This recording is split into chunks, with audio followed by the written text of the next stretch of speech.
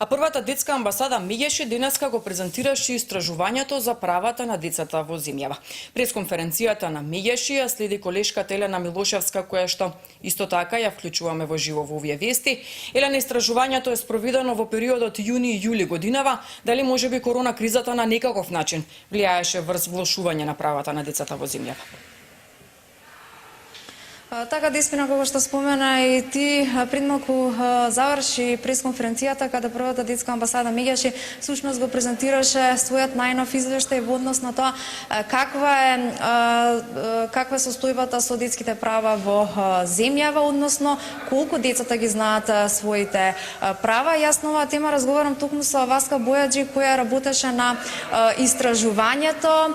Па, Бојаджи, ќе може ли повеќе да ни кажете во однос на тоа кои се резултатите и што покажа ова истражување? Станува збор за истражување за состојбата со правата на децата, во кој што учествуваа над 1000 деца од цела Македонија на возраст од 12 па до 17 години. Всушност, ова истражување е уникатно во многу погледи и едно од ретките истражувања во државата кое што не само што обработува прашања поврзани со децата, него станува збор за истражувачки процес во кој што децата се вклучени од самиот почеток и во сите негови фази.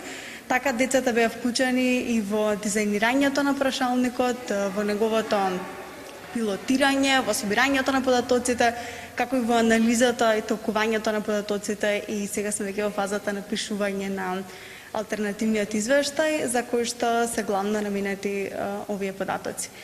Со истражувањето се добија интересни согледувања, размислувања, ставови и искуства на децата поврзани со еден широк спектар на прашања, така например прашања поврзани со нивната училишна средина, прашања поврзани со искуствата на децата со дискриминација, насилство, безбедноста во училиштата, во нивните места на живење, понатаму нивни грижи поврзани со загаденоста на животната средина и многу други теми кои што децата сметаат дека се важни.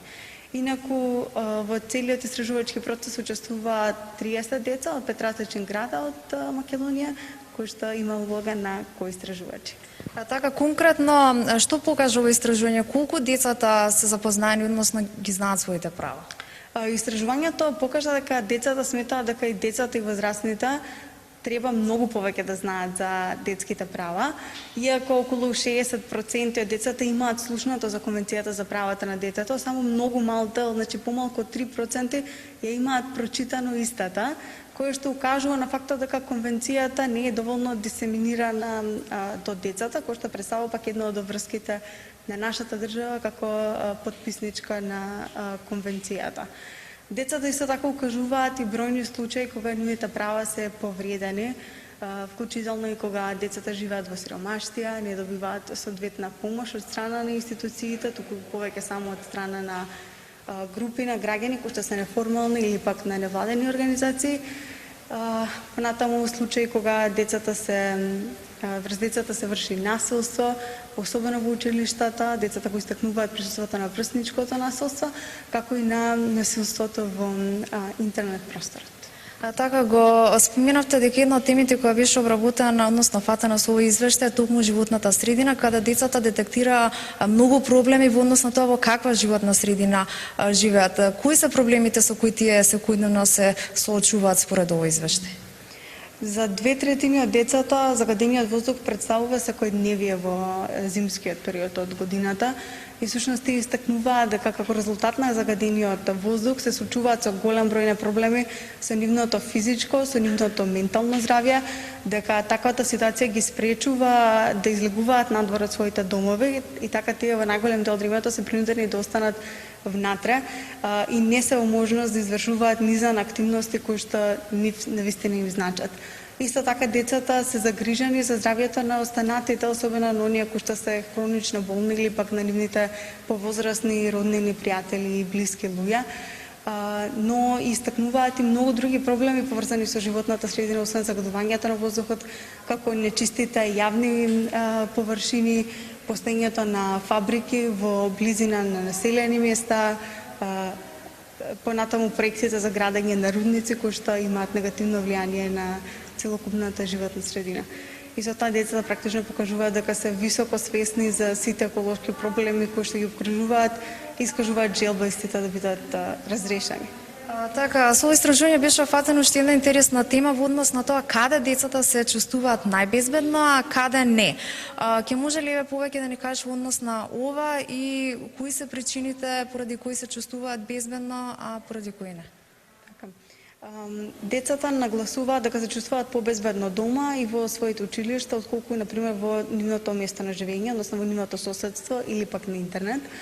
Постојат повеќе фактори кои што ги прават децата се чувствуваат небезбедно во местото на живење, помеѓу кои што најголем процент од децата го истакнуваат проблемот со кучење скитници како најголем проблем во нивното место на живење, кој што ги прави да се чувствуваат помалку безбедно.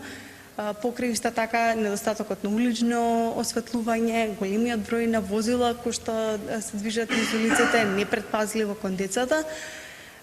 И тоа се во принцип проблемите кои што тие ги нагласуваат. Но исто така нагласуваат и се повеќе случаи кога доаѓа до злоупотреба на лични податоци, вклучително и на фотографии, видеа, нивни лично или на нивни врсници во интернет просторот, така да таму деца поминуваат се поголемо време, се подолго време и поради тоа се јавуваат зголемени ризици од изложеност на насилство и во интернет просторот. Така, ние слушнавме од Бојаджи кој работеше на ова истражување колку децата се запознаени со своите права во земјава. Секако со повеќе детали на оваа тема во наредните информативни изданија. Студио. Елена, јас ти благодарам и на тебе и на ова гостинката во овие вести за изнесените детали. Секако детален извештај на оваа тема очекуваме во вестите во 16.